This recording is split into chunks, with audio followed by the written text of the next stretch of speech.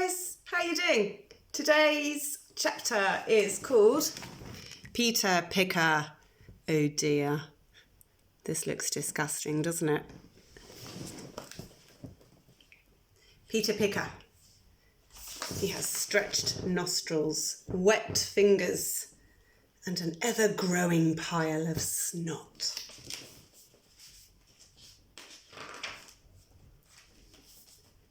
Some children like to blow their nose. Some like to pick. Peter was a picker. The boy always had a finger up his nose, sometimes two. One in each nostril.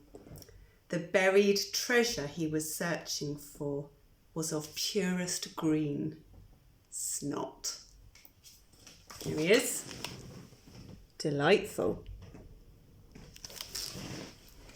Although he was short for his age, Peter Picker could pick an extensive and seemingly endless supply of it. Runny snot, gloopy snot, hard snot, snot balls, snot icicles, snot stalactites, snot stalagmites. He was the lord of all that was green and slimy. After picking, the boy would give his latest morsel of snot a quick inspection and then add it to his ball of bogies. He had read in a book of world records that the biggest ever bogey recorded was produced by a rather hefty German girl named Fräulein Schleim. Hers was the size of a cannonball and weighed as much as a medium-sized pig. Although only 12, Fräulein Schleim already had a number of unsavoury world records to her name. The girl had produced the world's biggest block of earwax, which was the size of a tub of ice cream. Next, she was responsible for the world's largest shower of dandruff, managing to completely cover a football pitch by just untying her pigtails. The world record Fräulein Schleim was proudest of, however, was the one for the smelliest foot cheese. When she took off her steel toe-capped boots, the stench flattened every tree within a 10-mile radius. There she is, Fräulein Schleim.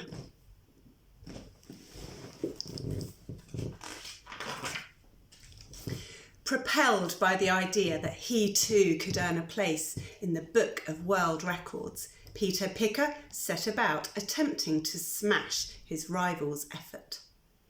He was determined to produce the bogey to end all bogies. So, as our story begins, all Peter Picker wanted to craft a gargantuan ball of snot. He had started with one ordinary, medium-sized bogey. However, once he had stuck bogey after bogey to it, it became a super bogey, then a mega bogey. Finally, it progressed to being an ultra bogey. Now, every time the boy picked his nose, which was at least every few seconds, he added to it. When Peter started, it was just the size of a pea. But with each new green globule, it grew. Soon it was the size of a conker. Then a melon. Then a football. Then a snowman.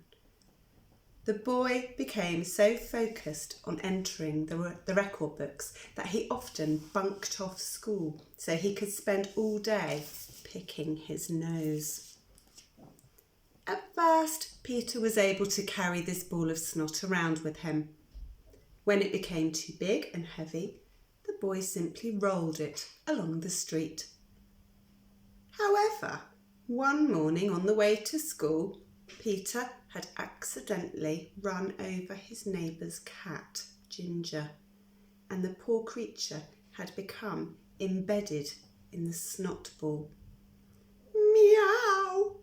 The bogey was so sticky, Peter had to shave the cat's hair off to remove it. Meow!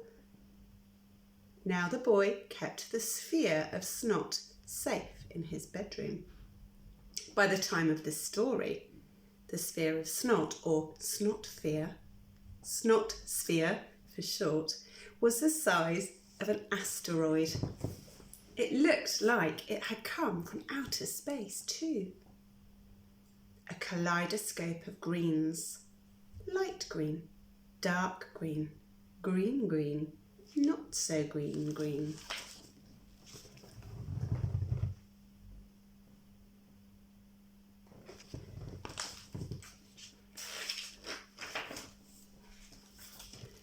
But with new bogies being picked, licked and flicked onto it by the minute, Peter's snot sphere was becoming too big even for his bedroom.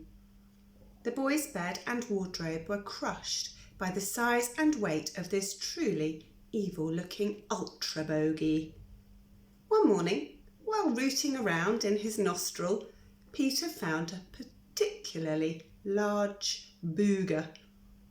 Without a second thought, he wiped it on the snot sphere, but this was one final piece too many, and the boy heard a buckling sound. Twang! It was the floorboards creaking under the enormous weight of the ultra bogey. Peter raced out of his room and downstairs to the kitchen.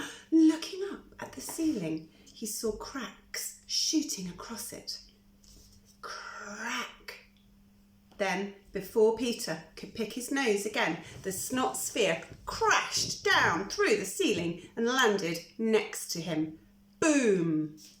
Ah! Screamed the boy as dust and debris covered him. Peter had very nearly been killed by his own mucus.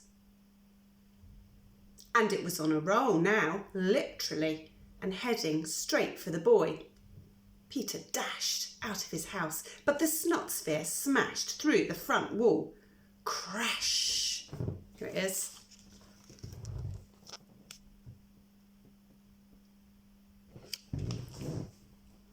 And chased its own creator down the street.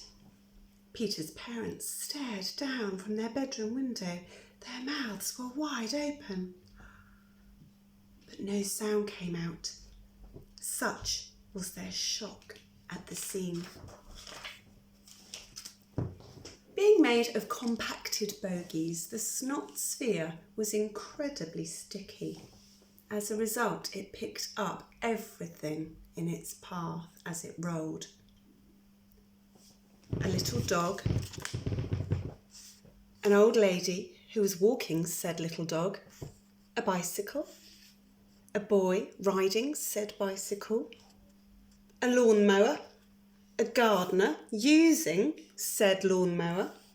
Soon all these things and more were spinning wildly down the road, stuck to the snot sphere. Peter's bogey was growing bigger and bigger.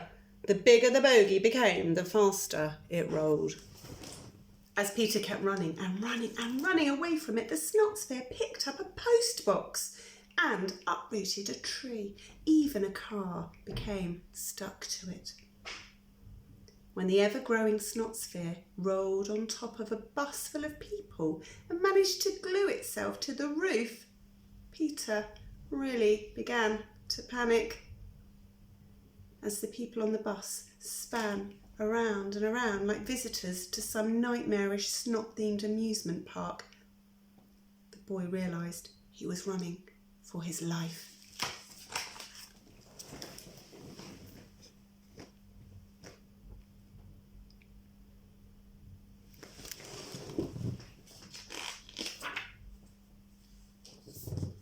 Now the snot sphere was so huge it was picking up houses as it rolled. First a bungalow, then a large family home. With that,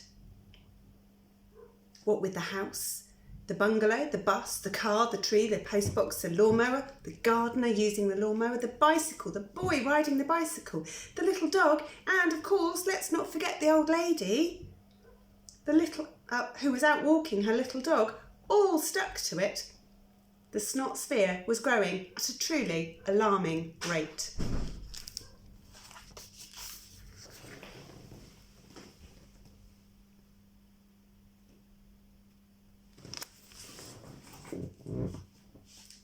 Peter had a plan. The only way he could survive was to go underground. That's where the snot sphere could not reach him. Up ahead, the boy spied a drain and dashed towards it. Desperately, he pulled on the grate with all his strength. "Please, please, please," he incanted. His fingers slipped on the metal. They were wet and withered from being up his nose all day. Just in time, Peter managed to pull the grate off and leap down into the murky depths below. Splash! The snot sphere rumbled overhead. Rumble! Peter breathed a huge sigh of relief which echoed around the drain.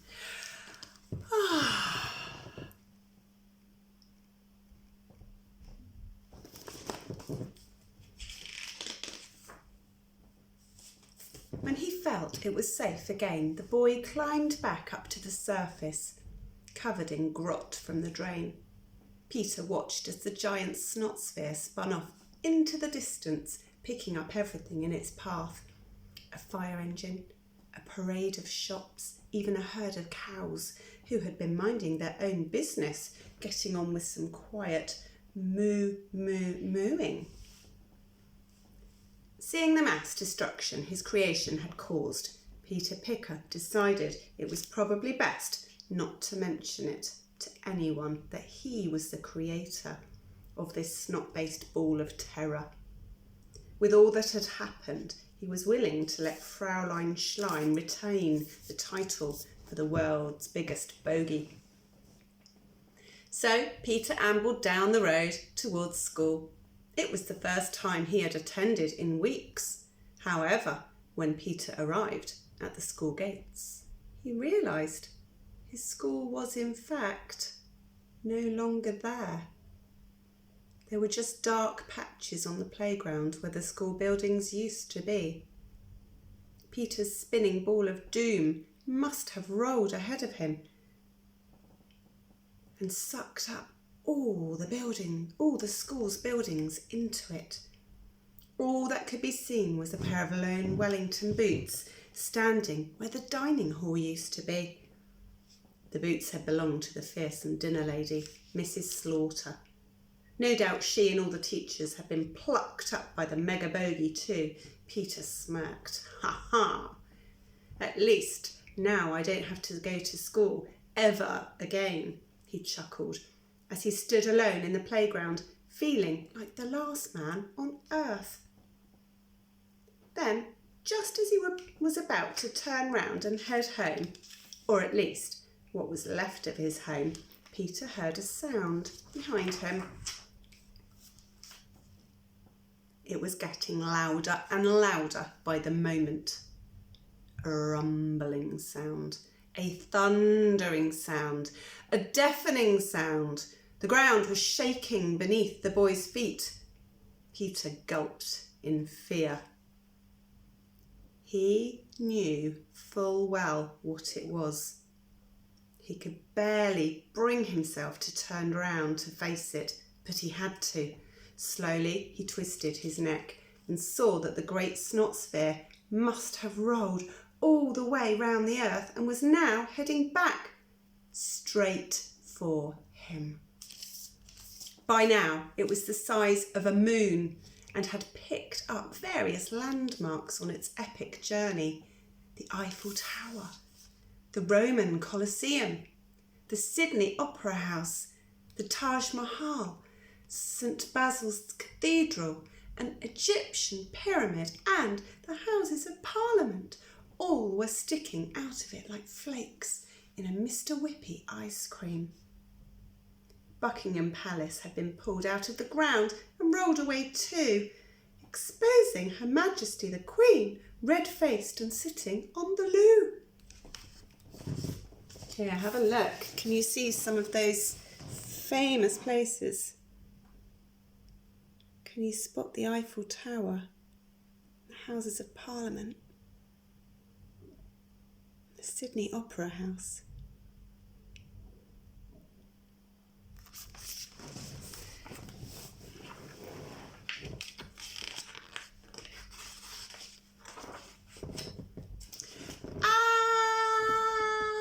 Peter screamed as the thing sped closer and closer. The mega bogey was by now so mega-tastical that it blocked out the sun. A huge dark shadow fell across the boy, and he felt cold. Peter closed his eyes in terror as the snot sphere rolled over him and plucked him clean off the ground. No! The top of the boy's head was instantly embedded in the ball as it thundered its way off, back round the earth.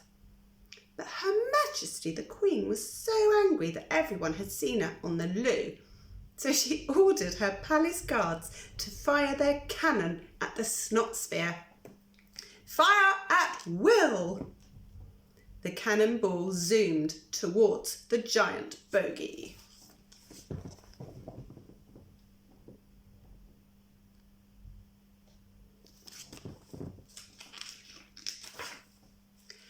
Kaboom! The snot sphere exploded into pieces that began to fall back down to earth, returning everyone and everything to their rightful places, except one boy.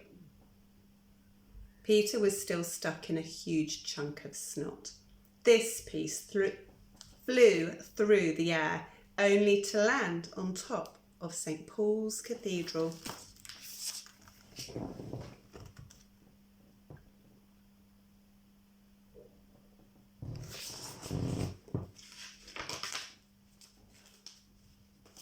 His parents visited every Sunday and hurled him tidbits from the ground. Peter Picker remained stuck to the spire for the rest of his life, upside down in his own giant bogey.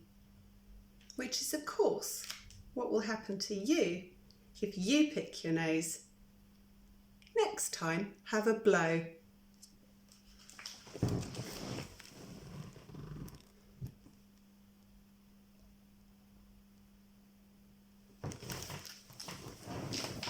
Thank you for listening, everybody. Have a look on the website and I'll attach a link for some activities that you can do, link to the story, or you could just draw a picture of Peter Picker if you like. Take care. See you soon.